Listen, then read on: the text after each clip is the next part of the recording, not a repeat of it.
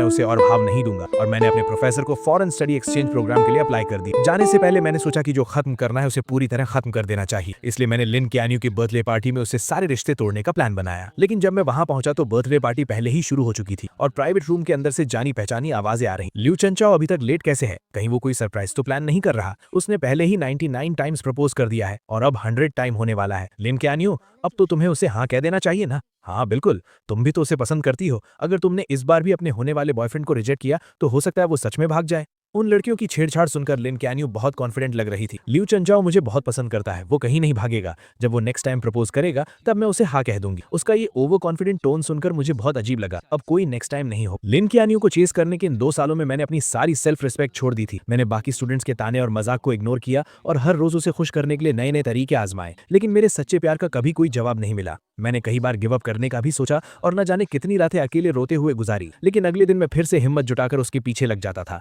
यहाँ तक कि उसके करीब रहने के लिए मैंने उस फॉरेन एक्सचेंज स्टूडेंट प्रोग्राम को भी लगभग छोड़ ही गया था, जिसे पाना बहुत मुश्किल था। जब तक कि उस दिन मैंने गलती से लिन क्यान्यू का फोन नहीं देख लिया। तब मुझे पता चला कि लिन क्यान्यू को भी मुझसे लव एट फर्स्ट साइट हुआ था। उसने मेरा contact name dear husband save किया हुआ था और उसकी गैलरी में मेरी हजारों फोटोज थी। लेकिन ये जानने के बाद कि वो भी मुझे पसंद करती है, मुझे बिल्कुल भी खुशी नहीं हुई, बल्कि मुझे बहुत गुस्सा आया और सब कुछ एक मजाक लगने लगा। मैं थक चुका हूँ, मैंने हार मान ली है। अब मैं बस जाना चाहता हूँ और लिन क्यान्यू की दुनिया से हमेशा के लिए गायब होना चाहता हूँ। जैसे ही मैंने दरवाजा खोला, रूम के अंदर की बातें अचानक रुक गईं। सबने बड़ी चालाकी से मुंह घुमा लिया और दूसरी बातें करने लगे, जैसे उन्होंने मुझे देखा ही ना हो। लिन क्यान्यू ने भी अपनी ड्रिंक उठाई और गेम में शामिल हो गई। उसने एकदम कोल्ड सा फेस बना रखा था और मेरी तरफ देखा तक नहीं। मैंने उसकी तरफ देखा और मुझे मानना पड़ा कि उसकी एक्टिंग सच में कमाल की थी। पूरे रूम के लोगों के मुझे इग्नोर करने पर भी मुझे बिल्कुल बुरा नहीं लगा। मैं चुपचाप जाकर कॉर्नर की एक खाली सीट पर बैठ गया। अगले 1 घंटे तक सब लोग आपस में बातें करते रहे और मजे करते रहे, लेकिन मैं वहीं बैठकर अकेले अपना फोन चलाता रहा, जैसे कि मैं वहां हूं ही नहीं। पहले जब भी लिन क्यान्यू सामने आती थी तो मैं किसी भी तरह उसके पास जाने का मौका ढूंढता था और उसका अटेंशन पाने के लिए अलग अलग टॉपिक्स पर बात करता था। इस बर्थडे पार्टी के लिए भी मैंने उसे बहुत मनाया था और कई लोगों से सिफारिश करवाई थी, तब जाकर उसने मुझे इन्वाइट किया था। नॉर्मली जो चीज इतनी मुश्किल से मिले उसकी ज्यादा कद्र होनी चाहिए, लेकिन मेरा ये रिलैक्स्ड एटीट्यूड देखकर ऐसा लग रहा था जैसे मुझे उसके बर्थडे की कोई परवाह ही नहीं। मेरा ये पहले से एकदम अलग और कोल्ड बिहेवियर देखकर लिन क्यान्यू आखिरकार खुद को रोक नहीं पाई और उसने छुप छुप कर मुझे कई बार देखा। बर्थडे सॉन्ग गाने और केक काटने के बाद जल्द ही गिफ्ट देने का टाइम आ गया। मैंने सबका वेट किया कि सब अपने गिफ्ट्स दे दें। फिर मैं आराम से खड़ा हुआ और अपने बैग से कैलेंडर निकालकर उसे दे दिया। वहां मौजूद सभी लोग हैरानी से मुझे देखने लगे, क्योंकि वो कैलेंडर बस एक हाथ के साइज का था और उसमें सिर्फ 30 पेजेस थे। वो देखने में बहुत ही सस्ता लग रहा था। मुझे फर्क नहीं पड़ा कि बाकी लोग क्या सोच रहे हैं। मैंने बस लिन क्यान्यू की तरफ देखा और आराम से कहा, लिन क्यान्यू, आज से तुम हर दिन इसका एक पेज फाड़ना। जब तुम आखिरी पेज पर पहुंचोगी तो तुम्हारे लिए एक सरप्राइज होगा और वही मेरा तुम्हारे लिए लेट बर्थडे गिफ्ट है। ये सुनते ही उसके कुछ रूममेट जोर जोर से हंसने लगे। 100 टाइम प्रपोज करने का प्लान है क्या? तुम में सच में बहुत हिम्मत है। 2 साल हो गए और तुम अभी भी लगे हुए हो। तुम सच में क्यान्यू को बहुत पसंद करते हो ना? उनकी इन बातों को सुनकर लिन क्यान्यू ने भी यही सोचा कि ये 100th प्रपोजल का काउंटडाउन कैलेंडर है। उसके होंठों पर हल्की सी स्माइल आई, लेकिन उसने तुरंत उसे छुपा लिया और फिर से अपना कोल्ड फेस बना लिया। मैंने बस ये कहा था कि जब तुम 100 टाइम्स प्रपोज कर लोगे तब मैं इसके बारे में सोचूंगी। मैंने ये नहीं कहा था कि मैं पक्का हाँ कह दूंगी। मुझे पता था कि वो सब गलत समझ रहे थे। आखिरी पेज फाड़ने वाला दिन मेरे प्रपोज करने का दिन नहीं था, बल्कि वो दिन था जब मैं उसकी दुनिया से पूरी तरह गायब होने वाला था। मैंने कुछ एक्सप्लेन नहीं किया, बस हल्का सा हंसा और बोला, लिन क्यान्यू, मैं इतने टाइम से तुम्हारे पीछे हूँ लेकिन तुम्हें इंप्रेस नहीं कर पाया। मैं सच में जानना चाहता हूँ कि आखिर तुम्हारा आइडियल टाइप कैसा है। मेरे ये पूछते ही पूरा रूम शांत हो गया और सब उसकी तरफ एक अजीब सी नजरों से देखने लगे। लिन क्यान्यू ने मेरी तरफ घूर कर देखा, कुछ सेकंड्स तक चुप रही और फिर धीरे से बोली, मेरा आइडियल टाइप। उसने अभी बात शुरू ही की थी कि बंद दरवाजा अचानक खुला और सबका अटेंशन उस तरफ चला गया। सबकी नजरों के सामने जू यानशु एक बहुत ही ब्यूटीफुली पैक्ड बॉक्स लेकर अंदर आई। लिन क्यान्यू के चेहरे पर एक प्यारी सी स्माइल आ गई। Happy birthday क्यान्यू। लिन क्यान्यू की नजरें इस विश के साथ जू यानशु पर टिक गई। उसने अपनी उंगलियों से धीरे से टेबल को नॉक किया और अपनी अधूरी बात पूरी करते हुए बोली, मेरा आइडियल टाइप बेशक एक चेयरफुल और क्लीन लुक वाला हैंडसम गाय है। दरवाजे से अंदर आते ही ऐसी बातें सुनकर जू यानशु के चेहरे पर खुशी आ गई। वो जल्दी से उसके पास गई, अपना केयरफुली प्रिपेयर्ड गिफ्ट उसे दिया और उसे वहीं पर ओपन करने की जिद करने लगी। पल भर में ही सबका ध्यान भटक गया और किसी ने उस टॉपिक पर आगे बात नहीं की। उन दोनों को लोगों से घिरा हुआ देखकर मैंने कोई उदासी नहीं दिखाई, बल्कि मैं बहुत ही कामली वापस अपनी जगह पर जाकर बैठ गया। पूरी रात लिन च्यानियो जहाँ भी गई, जू यानशु हमेशा उसके साथ रही। वो दोनों हंस बोल रहे थे, एक दूसरे की ड्रिंक्स शेयर कर रहे थे और एक ही केक का पीस खा रहे थे। मैं चुपचाप उनकी ये क्लोजनेस देखता रहा और मेरे दिमाग में कई पुरानी यादें ताज़ा हो गई। हालांकि लिन च्यानियो किंगडा की स्कूल ब्यूटी है और उसके बहुत चाहने वाले हैं, लेकिन वो हमेशा लड़कों से दूर ही रहती है। उसका इकलौता एक्सेप्शन जू यानशु है, जिसके साथ वो बचपन से बड़ी हुई है। वो उसके बिखरे बालों को सेट करती है, क्लासेस में उसके साथ बैठती है और उसका बैग उठाती है और उसके लिए दूसरे कॉलेजेस की लड़कियों से बैट लगाकर compete करती है। उसकी ये सारी स्पेशल ट्रीटमेंट मेरे दिन में कांटों की तरह चुभती थी। लेकिन सच्चाई पता चलने वाले दिन मुझे समझ आया कि भले ही लिन च्यानियो और जू यानशु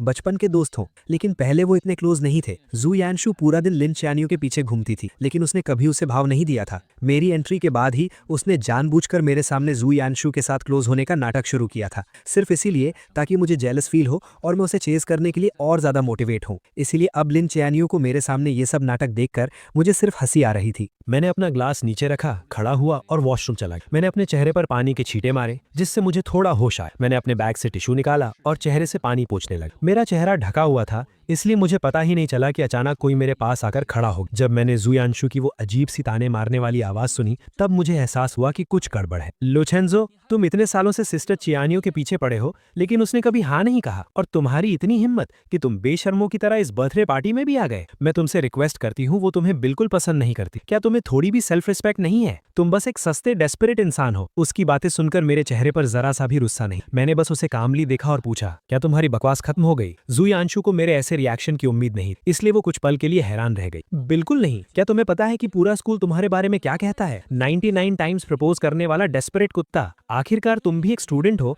क्या तुम्हें अपनी इज्जत की कोई परवाह नहीं है? कोई भी देखकर बता सकता है कि सिस्टर चियानियो मुझे पसंद करती है। तुम अपनी ये अंधी आंखें खोलकर क्यों नहीं देखते? उसका ये बदतमीजी भरा रवैया देखकर भी मुझे कोई फर्क नहीं पड़ा। मैंने बस अपनी नजरें उससे हटाकर उसके पीछे की तरफ कर ली और कहा, इससे पहले कि तुम और गालियां दो, अपने पीछे देख। मेरी नजर का पीछा करते हुए जू यानशु अजीब सा मुंह बनाकर पीछे मुड़ी और सामने दरवाजे के बाहर लिन चियानियो खड़ी थी। ऐसा लग रहा था कि वो काफी देर से वहां खड़ी थी और शायद उसने अभी अभी जो कुछ हुआ वो सब देख लिया था। ये सोचते ही जू यानशु अचानक घबरा गई। उसके चेहरे पर तुरंत वो बेचारी और मासूम सी एक्टिंग वापस आ गई और उसका सारा एटीट्यूड गायब हो गया। वो जल्दी से उसके पास गई, उसका हाथ पकड़ा और घबराते हुए एक्सप्लेन करने लगी, सिस्टर चियानियो, आपने जो देखा वैसा कुछ नहीं है। ये लूचेंजू था, पहले इसी ने मुझे परेशान किया, लेकिन लिन चियानियो को जैसे कोई फर्क नहीं पड़ा। उसने अपनी आंखों से जू यानशु को मुझे बेइज्जत करते देखा था, फिर भी उसने ऐसे बिहेव किया जैसे उसने कुछ देखा ही ना हो। उसने मेरी तरफ एक नजर देखा, फिर अपनी जैकेट उतारकर जू यानशु को पहना दी। बाहर बहुत हवा है, तुमने इतने कम कपड़े पहने हैं, कहीं तुम्हें ठंड न लग जाए। ये कहते हुए उसने उसका हाथ पकड़ा और वापस प्राइवेट रूम की तरफ मुड़ गए। जू यानशु ने भी इस रिएक्शन की उम्मीद नहीं की। ये देखकर कि लिन चियानियो को मेरे बेइज्जत होने से कोई फर्क नहीं पड़ा, जू यानशु का कॉन्फिडेंस और बढ़ गया। उसने बहुत प्राउडली पीछे मुड़कर मेरी तरफ देखा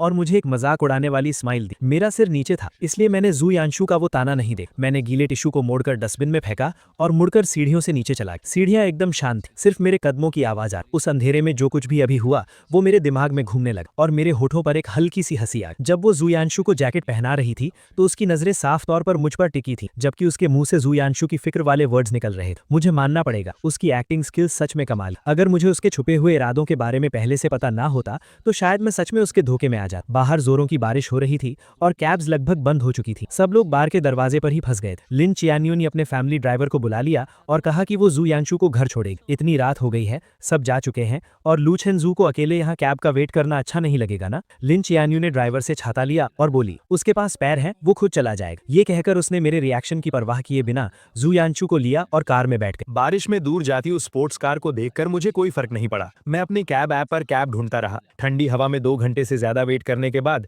जब बारिश थोड़ी रुकी, तब आखिरकार एक ड्राइवर ने मेरी राइड एक्सेप्ट की। जब मैं घर पहुंचा तो रात के 2 बज चुके थे। मैं अपने दरवाजे पर गया, पासवर्ड डाला और जैसे ही दरवाजा खुला, सामने वाला दरवाजा भी खुला। आगे से जल्दी आया करो, तुम्हारे दरवाजा खोलने की आवाज बहुत तेज है, मेरी नींद खराब होती है। मैंने देखा कि उसने अभी तक अपने कपड़े भी चेंज नहीं किए थे। मुझे सब समझ आ गया और मैं मनी मन हंसा। मैंने बस यूं ही बोला और सीधा मुड़कर अपने रूम में चला गया। मैंने लाइट्स ऑन की और दरवाजा बंद कर लिया। जब मैंने जूते चेंज कर लिए तब बाहर से दरवाजा जोर से बंद होने की आवाज आई। मैंने उस पर ध्यान नहीं दिया, अपने कपड़े उतारे, एसी ऑन किया और ब्लैंकेट ओढ़कर सोफा पर लेट गया। ये अपार्टमेंट मैंने 6 महीने पहले स्पेशली तब खरीदा था जब मुझे किसी से पता चला कि लिन चियानियो अपने हॉस्टल से बाहर शिफ्ट हो गई है। उसे चेस करने के लिए मैं भी यहाँ मूव हो गया और उसका नेबर बन गया। सुबह ब्रेकफास्ट देना, रात को गुड नाइट बोलना, हर रोज उससे मिलने के नए नए बहाने ढूंढना, ये सब मैं सिर्फ उसे इम्प्रेस करने के लिए करता था, लेकिन मैं उसकी कितनी भी परवाह कर लूं, वो हमेशा मुझे इग्नोर ही करती थी। लेकिन जब मुझे उसके सीक्रेट के बारे में पता चला, तब मुझे समझ आया कि वो हमेशा बस इग्नोर करने का नाटक कर रही थी। जैसे आज रात वो बहुत पहले घर आ चुकी थी, उसने अपने कपड़े तक चेंज नहीं किए थे क्योंकि वो मेरी सेफ्टी को लेकर परेशान थी, इसलिए वो सोई नहीं। लेकिन मुझे देखते ही वो जानबूझकर उल्टी सीधी बातें करने लगी। मैं उसके इस मुंह पर कुछ और दिल में कुछ वाले नाटक से थक चुका था और अब मैं उसके इस नाटक का हिस्सा नहीं बनना चाहता था। मैंने अपना फोन निकाला,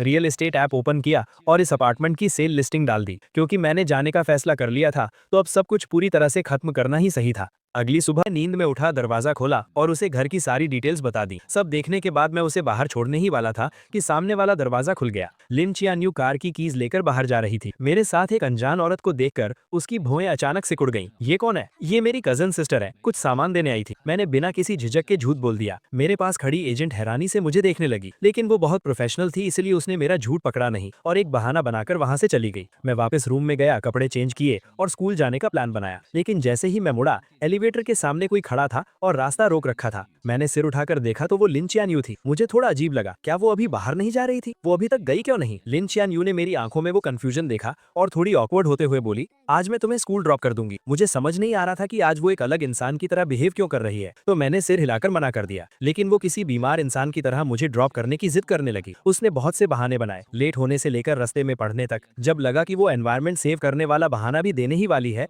तो मैं उससे बहस नहीं कर पाया। मैं और टाइम वेस्ट नहीं करना चाहता था, इसलिए मैं मान गया। पूरे रास्ते हम दोनों ने एक शब्द भी नहीं बोला। कार के अंदर एकदम सन्नाटा था। उसे मेरी बकबक सुनने की आदत थी। अब मुझे इतना शांत देखकर लिन चियान्यू को बहुत अजीब लग रहा था और उसके मन में एक हैरानी सी थी। ऐसा लग रहा था कि ये उसका वहम नहीं है। मैं इन कुछ दिनों में सच में बदल गया हूँ और ये बदलाव उसे अंदर ही अंदर घबरा रहा था। जब हम स्कूल पहुंचे, मैंने अपनी सीट बेल्ट खोली, बस थैंक यू कहा और पहले ही बाहर निकल गया। मैं तेजी से स्कूल गेट के अंदर गया और मैंने नोटिस किया कि वहां से गुजरने वाला हर इंसान मुझे एक बहुत अजीब नजर से घूर रहा है। यही लू चेंजू है। हाँ, वही जो ट्रेंडिंग टॉपिक में है। कितनी शर्म की बात है। ये अजीब बातें सुनकर मैंने जल्दी से अपना फोन चेक किया और मुझे मेरे कुछ फ्रेंड्स के भेजे हुए लिंक्स दिखे। मैंने लिंक ओपन किया और देखा कि किसी ने लिन ख्यानयू को चेस करने की मेरी पूरी कहानी गॉसिप पेज पर डाल दी थी और वो ट्रेंड कर रही थी। उस चिंग द डेस्परेट डॉग वाले टाइटल को देखकर मैं एकदम हैरान रह गया। उस टाइटल के अंदर सबसे पॉपुलर पोस्ट वही थी जिसमें मेरे लिन ख्यानयू को चेस करने के सारे किस्से डिटेल में लिखे थे। हर एक छोटी चीज लिखी हुई थी, यहाँ तक कि मेरे लव लेटर्स का कॉन्टेंट भी पब्लिक कर दिया गया था। दूर से मैंने देखा कि स्कूल नोटिस बोर्ड के सामने बहुत सारे लोग जमा। उस बोर्ड पर मेरे लिखे हुए लव लेटर्स चिपकाए गए और वो भीड़ उन पर हंसते हुए मजाक उड़ा रही। अरे बाप रे, तुम्हारी आंखों में डूब जाना कितना क्रिंजी है। 99 लव लेटर्स। ये लव स्ट्रक लोग कितने डरावने होते हैं। क्या ये चिंगदा का नंबर 1 जीनियस नहीं है? ये इतना डेस्परेट कैसे हो सकता है? ये बेइज्जती भरे ताने सुनकर मेरा दिल बैठ। मैं सीधा भीड़ के बीच घुसा और एक एक करके सारे लेटर्स फाड़ने लगा। जब मैं आखिरी लेटर फाड़ रहा था, तभी मेरे कानों में जू यानशु की तीखी और कड़वी आवाज, सिस्टर ख्यान्यू, लू चेंजू ने आपको इतनी बार प्रपोज किया है, आपको उसके लिए कितनी फीलिंग्स है? लिन ख्यान्यू की आवाज हमेशा की तरह एकदम ठंडी थी। उसने सिर्फ एक शब्द, जीरो। दोनों मेन कैरेक्टर्स को मौके पर देखकर और मुझे सरेआम इस तरह बेइज्जत होते हुए देखकर भीड़ की हंसी और भी तेज और बेकाबू हो गई। कुछ तमाशा देखने वालों ने जानबूझकर मुझे ताना मारते हुए पूछा, लू चेंजू, तुमने 99 टाइम्स प्रपोज किया और बदले में तुम्हें जीरो मिला, क्या तुम्हें और मेहनत नहीं करनी चाहिए? तुम्हारा नेक्स्ट प्रपोजल कब होने वाला है? हम सब भी देखने आएंगे और तुम्हें कुछ टिप्स भी देंगे, कैसा रहेगा? मैंने अपने हाथों में उन फटे हुए लव लेटर्स को कसकर पकड़ ली, इतनी जोर से कि मेरी उंगलियां सफेद पड़ गई। कुछ बातें मेरे होठों तक आईं और मैं कुछ बोलने ही वाला था, लेकिन चारों तरफ से मुझे घूरती उन नजरों को देखकर मैंने खुद को रोक लिया। मैंने अपने हाथों में उन लेटर्स को हवा में ऊंचा उठाया जैसे कोई बैटल फ्लैग लहरा रहा हो और जोर से अनाउंस, ठीक है, 100वां प्रपोजल, स्कूल के सेंट्रल स्क्वायर में 3 दिसंबर की सुबह 9 बजे। पूरे स्कूल के स्टूडेंट्स अपने दोस्तों के साथ इसे देखने के लिए इनवाइटेड है। ये कहने के बाद मैंने परवाह नहीं की कि वहां खड़े लोग क्या रिएक्शन दे रहे हैं। मैं अपना सिर ऊंचा करके पूरे कॉन्फिडेंस के साथ वहां से चला गया। उस सुबह मैं अपनी क्लासेस में नहीं गया। मैं वापस घर आ गया और मैंने अपने पास रखे उन सभी लव लेटर्स को एक एक करके फाड़ा, उन्हें जलाकर राख कर दिया और फिर फ्लश कर दिया। वीकेंड पर एक क्लब जो काफी टाइम से इनएक्टिव था, उसने अचानक मीटअप का मैसेज भेजा। मुझे वैसे भी अपनी क्लब रेजिग्नेशन एप्लीकेशन देनी थी, तो मैं वहां चला गया। लेकिन जैसे ही मैंने दरवाजा खोला, मैंने देखा कि लिन ख्यान्यू, जो कभी इन इवेंट्स में नहीं आती थी, वो भी आज हैरानी से वहां मौजूद। मैंने उसे इग्नोर किया और सीधा कॉर्नर में जाकर बैठ गया। मुझे देखते ही जू यानशु के कुछ दोस्तों ने नाटक शुरू कर, ख्यान्यू यहाँ आने के लिए कैसे मान गई? बेशक इसीलिए क्योंकि यानशु को पार्टी करना पसंद है। सब जानते हैं कि हमारी स्कूल ब्यूटी सिर्फ यानशु की बात मानती। मुझे उनके इन सस्ते नाटकों में कोई इंटरेस्ट नहीं, इसलिए मैंने बस कुछ ऑरेंजेस लिए और उन्हें छीलकर खाने। जब सब लोग जमा हो गए तो प्रेसिडेंट ने गेम शुरू करने की अनाउंसमेंट। मुझे कोई इंटरेस्ट नहीं था, लेकिन मुझे जबरदस्ती खींचा गया और मुझे बिना मन के इस बोरिंग ट्रूथ और डेयर गेम को खेलना पड़ा। 7-8 राउंड्स के बाद आखिरकार लिन खयान यू हार गई। सब लोग एक्साइटमेंट भी चिल्लाने लगे। लिन स्कूल ब्यूटी को डेयर मिला है, कमरे में मौजूद किसी भी ऑपोजिट जेंडर को 3 मिनट तक किस करना। जल्दी बताओ स्कूल ब्यूटी ये डेयर पूरा करने के लिए किसे सिलेक्ट कर। मुझे पता था कि वो मुझे नहीं चुनेगी और मुझे फर्क भी नहीं पड़ता था कि वो किसे चुनती। मैं बस अपना सिर नीचे किए अपने हाथ में रखे डाइस के साथ खेलता रहा और बिल्कुल मेरी उम्मीद के मुताबिक लिन ख्यान यू ने जू यानशु को चुना, लेकिन उसने एक शर्त रखी कि कमरे की सारी लाइट्स बंद कर दी जाएं। कमरे में घुप अंधेरा था और सिर्फ सांसों की आवाजें सुनाई दे रही। 3 मिनट बाद लाइट्स ऑन हो। लिन क्यान्यू आकर अपनी जगह बैठ गई, लेकिन जोयांशु वहीं खड़ी हैरान थी और उसका चेहरा उतरा हुआ था क्योंकि लिन क्यान्यू ने उसे किस नहीं किया था। मैंने बस एक नजर उसकी तरफ देखा, तभी प्रेसिडेंट ने नेक्स्ट राउंड शुरू करने को कहा। मैंने अपने हाथ की 3 डाइस बिना सोचे समझे फेंक दी। बदकिस्मती से तीनों डाइस पर एक आया, जो सबसे लोवेस्ट स्कोर था। मैंने बिना कुछ कहे कार्ड्स के पाइल से एक कार्ड निकाला और वो वही सेम डेयर था, बिल्कुल सेम पनिशमेंट। पल भर में कमरे के सभी लोग एक्साइट हो गए और उनकी नजरें मेरे, लिन क्यान्यू और जोयांशु के बीच घूमने लगी। मैंने ऐसे प्रिटेंड किया जैसे मैं कुछ देख ही नहीं रहा। मैंने गेम का पॉइंटर घुमा दिया और वो मेरे सामने बैठी एक जूनियर गर्ल पर जाकर रुका। सबको लगा कि मैं पीछे हटने वाला हूँ। मैंने उस जूनियर से कहा, सॉरी, तुम्हें थोड़ी परेशानी होगी। वो जूनियर एकदम कंफ्यूज थी और बस खड़ी होने ही वाली थी कि अचानक लिन क्यान्यू झटके से खड़ी हुई और उसने अपनी चेयर को लात मारकर गिरा दी। जब किसी को समझ नहीं आ रहा था कि क्या हुआ, उसने ठंडे स्वर में बात काटते हुए कहा, बहुत देर से खेल रहे हैं, मैं थक गई हूँ, अब ब्रेक का टाइम है ना। उसके रूममेट्स भी हाँ में हाँ मिलाने लगे, तो प्रेसिडेंट को मजबूरन पनिशमेंट को होल्ड पर रखना पड़ा। ब्रेक के दौरान कुछ लड़कियों ने कहा कि उन्हें भूख लगी। रूममेट्स तुरंत कमरे के लड़कों को नीचे खाने पीने का सामान लाने के लिए ले गए और उन्हें गए हुए 20 मिनट हो गए। उन्हें वापस आता ना देख प्रेसिडेंट और वेट नहीं करना चाहता था, इसलिए उसने गेम कंटिन्यू करने की अनाउंसमेंट की। मैंने अपना फोन नीचे रखा और चारों तरफ देखा, तब मुझे पता चला कि वो जूनियर वहां नहीं थी। सच कहूं तो लिन क्यान्यू को छोड़कर वहां कोई भी लड़की नहीं थी। मुझे गेस करने की जरूरत नहीं थी, मुझे पता था कि ये लिन क्यान्यू ने जानबूझकर किया है, लेकिन मैं उसके प्लान को सक्सेसफुल नहीं होने देना चाहता था। इसलिए मैंने अपने सामने रखा 500 ml का ग्लास उठाया और सबकी तरफ इशारा किया। मैंने जिस पार्टनर को सिलेक्ट किया था वो जा चुका, इसलिए गेम के रूल्स के हिसाब से मैं ड्रिंक खत्म करके अपनी पनिशमेंट पूरी करूंगा। ये कहने के बाद मैंने बिना कोई एक्सप्रेशन बदले पूरा ग्लास एक सांस में खत्म कर दी। लिन क्यान्यू को उम्मीद नहीं थी कि मैं उसे चुनने के बजाय ड्रिंक पीना चूज करूंगा। उसका चेहरा तुरंत गुस्से से डार्क हो गया। उसने मेरी तरफ देखा जिसका चेहरा अब लाल हो रहा था और अपने हाथ में पकड़े डाइस को इतनी जोर से दबाया कि उससे आवाज आने लगी। आधे लोगों के चले जाने के बाद गेम में कोई मजा नहीं बचा था, इसलिए वो पार्टी वहीं खत्म हो गई। मैं नशे में झूमता हुआ सबके जाने का वेट करता रहा। फिर मैंने अपने बैग से क्लब रेजिग्नेशन एप्लीकेशन निकाली और प्रेसिडेंट को दे दी। दीवार के सहारे मैं नीचे जाने की कोशिश करने लगा। मैं सीढ़ियों के पास पहुंचा ही था कि मुझे धुंधला धुंधला जोयांशु दिखाई दी। मैं उसे इग्नोर करके साइड से निकलने ही वाला था कि उसने मेरा हाथ जोर से पकड़ लिया। उसकी आंखों में बहुत गुस्सा था। अभी लाइट्स ऑन होने के बाद तुमने मुझे उस अजीब नजरों से क्यों देखा था? मैं तुम्हें बता दूं, भले ही सिस्टर क्यान्यू में मुझे किस नहीं किया, उसका भी एक रीजन था। वो मेरी रिस्पेक्ट करती है। उसकी बातें सुनकर मेरी हंसी छूटने ही वाली थी, लेकिन मुझे पता था कि इस वक्त मैं कुछ भी कहूं जोयांशु नहीं समझेगी, इसलिए मैंने बस अपना सिर हिलाया और कहा, तुम बिल्कुल सही कह रही हो। ये कहकर मैंने उसका हाथ छुड़ाया और जाने लगा, लेकिन जोयांशु ने मुझे और जोर से पकड़ लिया और लगातार मुझे गालियां देने लगी। हम दोनों के बीच धक्का मुक्की होने लगी। मेरे पैर वैसे ही लड़खड़ा रहे थे और उसके खींचने की वजह से मेरा बैलेंस बिगड़ गया। मैं सीधा पीछे की तरफ गिरा और उन ऊंची सीढ़ियों से नीचे लुढ़कता चला गया। जोयांशु भी घबरा गई और उसका बैलेंस बिगड़ गया, जिससे वो भी मेरे साथ सीढ़ियों से नीचे गिर गई। ऊपर से गिरने की आवाज सुनकर जो स्टूडेंट्स अभी ज्यादा दूर नहीं गए थे, वो तुरंत मुड़े और वापस भागे। हम दोनों को इतनी बुरी तरह घायल देखकर सब घबरा गए। आखिर में लिन क्यान्यू ने किसी को कांटेक्ट किया और हमें अपने फैमिली हॉस्पिटल भेज दिया। चेकअप के बाद डॉक्टर ने बताया कि मेरी हड्डी क्रैक हो गई है और अगर टाइम पर सर्जरी नहीं हुई तो मैं हमेशा के लिए डिसेबल्ड हो सकता हूँ। जब से उसे पता चला कि हमें चोट लगी है, उसकी नजरें मुझसे एक पल के लिए भी नहीं हटी। मेरे पीले पड़े चेहरे और माथे से टपकते पसीने को देखकर ऐसा लग रहा था जैसे वो भी मेरे दर्द को फील कर रही थी और उसका दिल भी दर्द से तड़प रहा था। ऑपरेशन थिएटर रेडी था, लेकिन हॉस्पिटल में अभी सिर्फ एक ही एक्सपर्ट डॉक्टर मौजूद था जो ये सर्जरी कर सकता था। लिन क्यान्यू को डिसाइड करना था कि पहले सर्जरी किसकी होगी। उसने बिना सोचे मेरी तरफ देखा और मेरी नजरें भी उसी पर थी। मेरी उन आंखों में अब पहले वाला प्यार और पागलपन नहीं था, बस एक मरे हुए तालाब जैसी शांति थी। मेरी उस नजर को देखकर लिन क्यान्यू का दिल जोर से कांप उठा। मिस, प्लीज जल्दी डिसाइड कीजिए, पहले की सर्जरी करनी है। मैं स्ट्रेचर पर अपने पीले पड़े चेहरे के साथ लेटा हुआ था। बेहोश होने से ठीक 1 सेकंड पहले मैंने लिन क्यान्यू को पूरे कॉन्फिडेंस के साथ एक नाम लेते हुए सुना, जोयांशु। पहले जोयांशु को बचाओ। जल्दी ही डॉक्टर्स जोयांशु को ऑपरेशन थिएटर में ले गए। जैसे ही वो दरवाजा बंद हुआ, मैं पूरी तरह से बेहोश हो गया। जब मुझे दोबारा होश आया तब तक एक दिन बीत चुका था। आंखें खोलते ही सबसे पहले मैंने अपने पैरों को हाथ लगाकर चेक किया। जब मुझे फील हुआ कि मेरे पैर अभी भी सही सलामत हैं, तब जाकर मैंने चैन की सांस ली। मेरी आंखों से खुशी के आंसू छलक पड़े। थैंक गॉड, मैं डिसेबल्ड नहीं हुआ। खबर मिलते ही मेरे मेरे पेरेंट्स तुरंत आ गए और मुझे टॉप फ्लोर के वीआईपी वार्ड में शिफ्ट कर दिया, जहां वो मेरी देखभाल करने लगे। 2 घंटे बाद जू यांशु को मेरे ठीक सामने वाले वार्ड में शिफ्ट किया गया। लिन क्यून्यू खुद उसका हाथ पकड़कर उसे अंदर लेकर आई। चेकअप्स में आसानी हो इसलिए दोनों वार्ड्स के दरवाजे खुले हुए थे और मैं सामने वाले वार्ड में जो कुछ भी हो रहा था वो सब साफ साफ सुन सकता था। जू यांशु दर्द से परेशान थी